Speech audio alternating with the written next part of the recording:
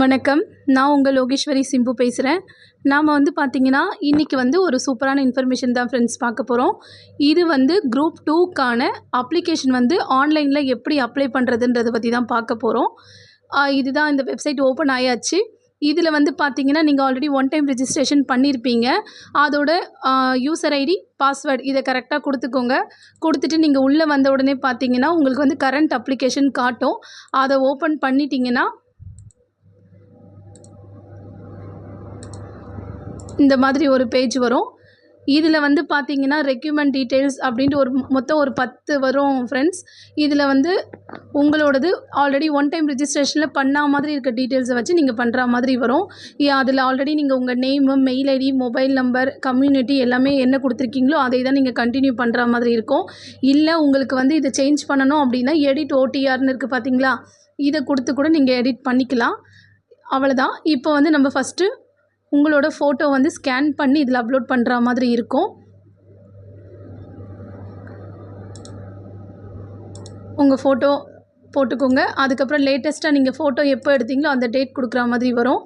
அதுக்கப்புறம் பார்த்தீங்கன்னா உங்களோட சிக்னேச்சர் இதை கொடுத்துட்டு சேவ் கொடுத்துருங்க. அதுக்கப்புறம் பார்த்தீங்கன்னா உங்களோட நேம் ஆல்ரெடி நீங்கள் ஒன் டைம் ரிஜிஸ்ட்ரேஷனில் கொடுத்த உங்களோட கரெக்டான நேம், அப்புறம் இனிஷியல் எப்படி கொடுத்துருக்கீங்களோ அதை கொடுத்துருங்க. அடுத்தது பார்த்தீங்கன்னா உங்களோட டேட் ஆஃப் பர்த்து, அப்புறம் பாலினம், அப்புறம் வகுப்பு, கைபேசி எண், மின்னஞ்சல் முகவரி இது எல்லாமே ஆல்ரெடி ஒன் டைம் ரிஜிஸ்ட்ரேஷனில் இருக்க மாதிரியே கொடுத்துக்கோங்க.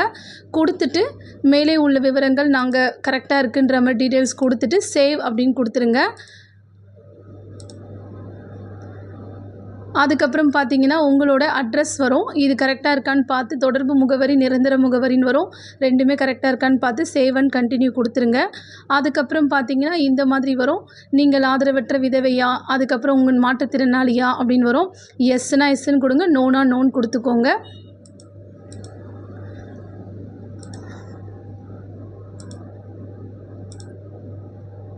அதுக்கப்புறம் நீங்கள் முன்னாள் இராணுவ வீரனா இந்த டீட்டெயில்ஸ் எல்லாம் கேட்கும். இதெல்லாம் எஸ்னா எஸ்ன்னு கொடுங்க. அதுக்கப்புறம் பார்த்தீங்கன்னா உங்களோட 10th மார்க் ஷீட்டு, அப்புறம் 12th மார்க் ஷீட்டு, டிகிரி இது எல்லாமே கையில் கரெக்டாக வச்சுக்கோங்க. இதில் பார்த்தீங்கன்னா தேர்வு முடிவு வெளியிட்ட தேதி கேட்டிருப்பாங்க. அதுக்கப்புறம் நீங்கள் எந்த தேர்வு குழுமம் கேட்டிருப்பாங்க, சர்டிஃபிகேட் நம்பர், அப்புறம் தமிழை ஒரு பாடமாக எடுத்திருக்கீங்களான்னு கேட்பாங்க. எல்லாமே நீங்கள் கரெக்டாக கொடுத்துக்கோங்க. உங்களோட யூஜி இல்லை பிஜி என்ன முடிச்சிருக்கீங்களோ அதை எடுத்துக்கோங்க.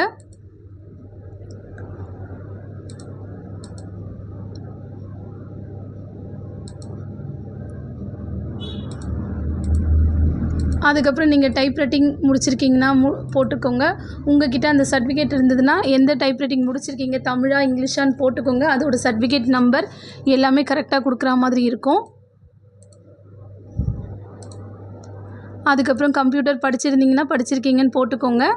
இது பார்த்தீங்கன்னா உங்களோட நீங்கள் படித்த டிகிரியில் இதில் ஏதாவது ஒரு கோர்ஸ் உங்களுக்கு அது சூட்டபுளாக இருந்ததுன்னா அங்கே நீங்கள் டிக் பண்ணிக்கோங்க. அதுக்கப்புறம் நீங்கள் தமிழ் வழி கல்வி சான்றிதழ் வச்சுருக்கீங்கன்னா எஸ்ன்னு கொடுத்துட்டு பிஎஸ்டிஎம் அது எஸ்ன்னு கொடுத்துட்டு அந்த சர்டிஃபிகேட் அப்லோட் பண்ணுற மாதிரி வரும். இல்லைன்னா நோன் கொடுத்துக்கோங்க. அதுக்கப்புறம் பார்த்தீங்கன்னா உங்களுக்கு நேம் ஆஃப் த எக்ஸாமினேஷன் அப்படின்னு கொடுத்துருப்பாங்க. உங்களுக்கு நீங்கள் எக்ஸாம் எழுதுகிற சென்டர், டிஸ்ட்ரிக்ட் அதெல்லாம் கேட்டிருப்பாங்க. தேர்வு மையம் இது நீங்கள் உங்களுக்கு நியர்பையாக எங்கே இருக்கோ அதை பார்த்து சூஸ் பண்ணிக்கோங்க ஃப்ரெண்ட்ஸ்.